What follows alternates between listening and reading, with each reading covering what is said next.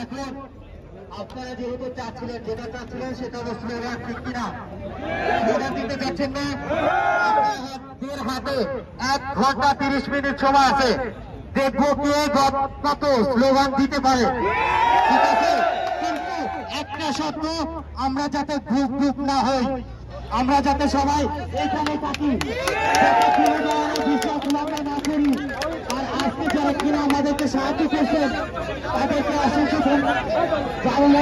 আমরা বসে থাকি, আমরা বসে থাকি, আমরা বসে থাকি, বসে